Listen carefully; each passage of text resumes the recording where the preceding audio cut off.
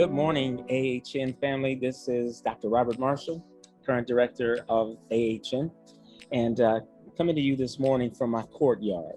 I got my phone, my Bible, I got my bulletproof coffee in hand, and let me just show you real quick what my courtyard looks like, because this is where I spend a lot of my time in the mornings. I come out here and I work out. It's a really nice little space. I do like about a 5-mile run, walk, and then I come and I do some other calisthenics and stuff, a little bit of weightlifting, but this is where my time is spent in the morning with God. And I wanted to spend a little bit of that time with you. As you remember, when we concluded our annual conference, we left with the theme, What's in Your Hands? And so I thought, instead of waiting until we get back together, we would kind of drip this idea once a month, just a little bit at a time, one concept at a time. So when God says to Moses in chapter 4, what's in your hands, it's because Moses, God had sent him to do a task in chapter 3. Now, I want you to remember, Moses is really just now coming into this relationship with God after the burning bush experience. And then in chapter 3, God gives him an assignment. We don't know how much time has elapsed between the burning bush and the time that he actually gives him this task to go to Pharaoh and ask for, demand, if you will, the release of the Israelites who have been enslaved to Pharaoh and to Egypt for over 400 years. But we do know this: God sent him with a promise. God says, I'll be with you. In chapter 3, verse 10, he says, I'll go with you. He also says to him, look, I know that Pharaoh is not going to just arbitrarily release the people, but he says to him also in verse 21, he says, when you go, you're not going to go empty-handed. Then we get to chapter 4, verse 1, and Moses' retort to God was, what if they don't believe me? What if they don't think that I met with you, or you met with me? What if they think that this is all in my mind? And God doesn't respond to his retort. He asks him a question. He says, well, what's in your hands? And to that, Moses says, it's a staff. What do you mean, what do I have in my hands? All I got in my hands is a staff. You're sending me to release your people with a staff? And so he's considering what he has in his hands from the perspective, perhaps, of what he thought about himself going to Pharaoh. He knew that in and of his own self and in his own strength, Pharaoh was not going to comply with that request, but God knows that too. And so God says, what's in your hands? And he just looks at it from the perspective that many of us look at life, from a negative perspective, when we say, I don't have an education, or I don't have the big church. I don't have, a retirement account like I should have. I don't have this, or I don't have that. We look at life often from a deficit, from the things that we don't have. But what you do have is God. What you do have is a relationship with him, and he promised to be with him. Now, a lot of times when we experience trauma, when we experience things that are bigger than us in life, we look at it forces us to look at life from the perspective of what we don't have. We as African Americans have been in this country for over 400 years. We've seen our young men, our Black men, killed in the streets. We've experienced the dogs being set loose on us. We've experienced, and we continue to experience, negative racial experiences in this country. We experience systemic racism economically, and we're deficient in a number of resources. But we still have something. God put something in our hands. And I want to tell you that what God puts in your hands is more than enough. When I was in the 5th grade, no, it was the 3rd grade, a friend of mine, Mark McKellion, he's a young Armenian guy, white guy.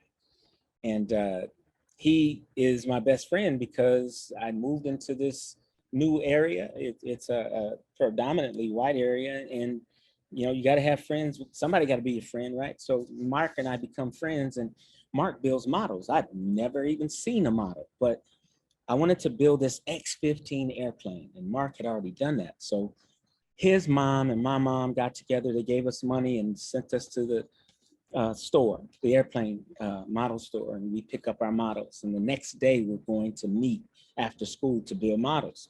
Problem was, Mark's mother had an emergency appointment, and she called her sister-in-law and asked her sister-in-law if Mark and his friend could come over. And we were going to build models.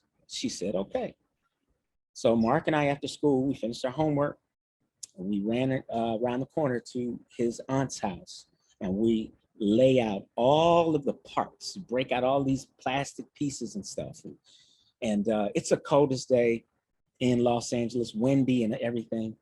But we have our coats and we lay out everything on the floor. Mark's aunt walks by, and she walked by not just once, but twice. And the second time she walked by, she called, Mark McKellion, come here. So Mark comes out, and I hear her whispering, but it's a kind of angry whisper. And then she calls her son Jimmy, and all I hear Jimmy say is, "That's Mark's friend Robert." And then I heard her say, "You brought that inward in my house." And before they could come back into the room, I had gathered up every piece of the model that I had purchased. I put it into my coat. And I ran, before they could come back in the room, I ran past them out of the door, and I ran all the way home down 8th Avenue. When I got home, knocked on the back door, my mom let me in. I rushed past my mother. She's trying to find out, you know, what happened? You guys finished the model that fast? No, I really couldn't say anything. I thought, so what's wrong, baby? Nothing. Ran to my room. She came into the room, and she knew something was wrong. And she said, baby, what's going on? And I had nothing on it. She said, no, I can see it in your eyes. And at that time, I just fell apart. And she said, what happened?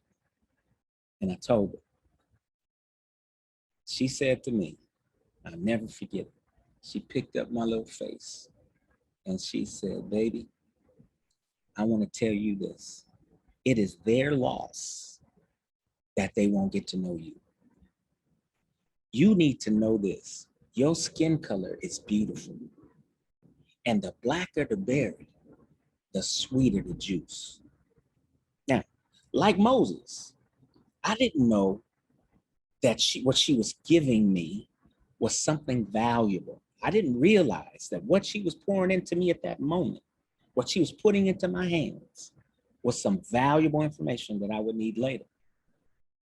And so Moses is looking at it like that. My mother was sending me in the world with something valuable. God was sending Moses with something valuable. Here's the trouble. Like Moses, he only heard that when you leave, you will not leave empty-handed. Meaning when you go, when you leave, you're going to take with you something after this is over. But going, when God says you're not going to leave, you're not going to go empty-handed, he's also sending him with something. God is sending Moses with his authority. And I want to tell you, beloved, right now, God is sending you with his authority wherever you go. He's not only telling you when this is over, you'll be okay. He's also telling you, I am sending you right now. Right now, you're going to be okay. Because I'm sending you with my authority. When I got to the 12th grade, I got a scholarship offer to Princeton. I didn't take that scholarship offer because I didn't believe that I had what it took to make it at Princeton. I had a guidance counselor tell me in the 12th grade, you'll never make it in college. You weren't cut out for college. In fact, I'm going to send you with a recommendation to go to a trade school. You're going to be good working with your hands. Maybe you should take up auto mechanics. Anybody that knows me knows I am not good with my hands as an auto mechanic. I don't even like dealing with cars. But that's what she thought of me. All she thought of me was a little black boy. And so he needs to work, learn a trade. He needs to know how to do a trade because black folks shouldn't go to college. She literally told me, you'll never make it in college. You're not cut out for it. When I asked why, she said, because you're going to be good with your hands. Don't let the enemy tell you what you're going to be good at, what you can accomplish, what you can't do. Let God's word inform you about what he put in your hands. And what God put in your hands is his authority. You are able to do exceeding abundantly above all that you can ever ask or imagine, because God put his authority in your hands. That's all I got for today, beloved. But I want to say to each and every one of you who belong to the AHN, God put us, he put each other in our hands. So you are never by yourself. You're never alone. And so, Father, right now, in the blessed name of Jesus, I pray for each and every person who hears this message.